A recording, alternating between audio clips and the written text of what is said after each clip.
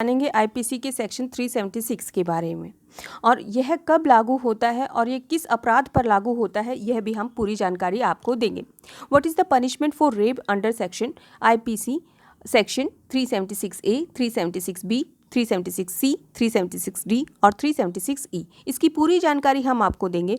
इससे पहले हमें ये जानना बहुत ही ज़्यादा ज़रूरी है कि रेप के बारे में आईपीसी सेक्शन 375 पे क्या कहा गया है, रेप क्या है।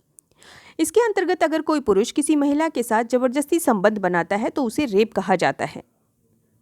डरा धमकाकर, किसी चीज़ का लोभ देकर या फिर 16 साल से कम आयु की पत्नी से संबंध बनाता है तो ये भी बलात्कार की श्रेणी में आता है। अगर लड़की दिमागी रूप से कमज़ोर हो या नशे में हो या 18 साल से कम आयु की हो तो उसकी सहमति के बावजूद भी अगर कोई व्यक्ति उससे संबंध बनाता है तो ये भी बलात्कार की श्रेणी में ही आता है। चलते हैं सेक्शन 376 की ओर। तो सेक्शन 376 के 8 भाग हैं जिनको 376A से E तक डिफाइन किया गया है। इसमें साधारण व्यक्ति द्वारा, सरकारी नौकर, पति द्वारा और सामूहिक बलात्कार के बारे में सज़ा को बताया गया है। इसमें क्या क्या सज़ा निर्धारित की गई है इसके बारे में भी हम इस चैनल में आपको पूरी जानकारी देंगे। तो इसके बारे में पूरी जानकारी के लिए प्लीज़ मेरा वीडियो पूरा देखिए, चैनल को सब्सक्राइब करना ना भूलें ताकि समय समय पर आपको पूरी जानकारी कानून संबंधी मिलती रहे। सेक्शन 376 में ये बताया गया है कि यदि कोई व्यक्ति किसी पीड़ित के साथ कुकर्म करता है और उसके दौरान किसी पीड़िता की मृत्यु हो जाती है या वह कोमा में चली जाती है तो ऐसा करने वाले व्यक्ति को 20 साल तक या आजीवन कारावास तक की सज़ा से दंडित किया जा सकता है।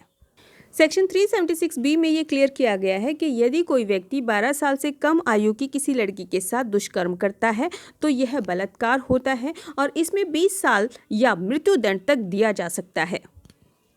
सेक्शन 376B के अंतर्गत ही यह भी बताया गया है कि पति द्वारा पत्नी के साथ भी बलात्कार क्या होता है। एक्चुअली में जब कोई डाइवोर्स केस चल रहा हो या अलगाव की स्थिति हो और पत्नी दूर रह रही हो और उसके दौरान अगर कोई पति उससे संबंध बनाता है तो ये डाइवोर्स की श्रेणी में आता है। इसमें 2 साल या 7 साल तक की सज़ा का प्रोविज़न दिया गया है। आईपीसी सेक्शन 376C के अंतर्गत यह बताया गया है कि अगर कोई व्यक्ति प्राधिकार की कंडीशन में है, जैसे कि लोक सेवक है, कारागार का अधीक्षक है, उसकी अभिरक्षा में जिस महिला को रखा गया है और उसके साथ अगर वो दुष्कर्म करता है तो उसको कम से कम 5 साल या ज़्यादा से ज़्यादा 10 साल तक की सज़ा और जुर्माने से दंडित किया जा सकता है। सेक्शन 376D में यह बताया गया है कि सामूहिक बलात्कार क्या होता है और उसमें कितनी सज़ा निर्धारित की गई है। समूह के द्वारा अगर किसी लड़की के साथ कुछ दुष्कर्म किया जाता है तो उन व्यक्ति में से सभी को बलात्कारी को समान सज़ा दी जाएगी। यह सज़ा 20 साल से हो सकती है और आजीवन कारावास भी हो सकती है।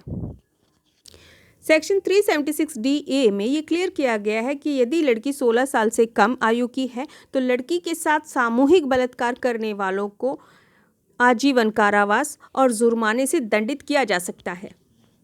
आईपीसी सेक्शन 376E में ये क्लियर किया गया है कि जो अगर व्यक्ति पहले से ही दोषी है और उसके बावजूद भी ये दुष्कर्म करता है तो उसे आजीवन कारावास और मृत्युदंड तक की सज़ा दी जा सकती है। यानी कि आपने अभी इसमें पूरी तरह से जानकारी हासिल की है कि 376A से लेकर E तक क्या क्या 376E तक क्लियर किया गया है और किस तरह से रेप की परिभाषा को भी क्लियर किया गया है।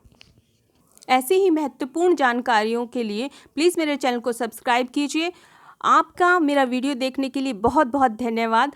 आप अगर कोई क्वेरी चाहते हैं तो हमें अपने नंबर पर कांटेक्ट भी कर सकते हैं। Thanks for watching.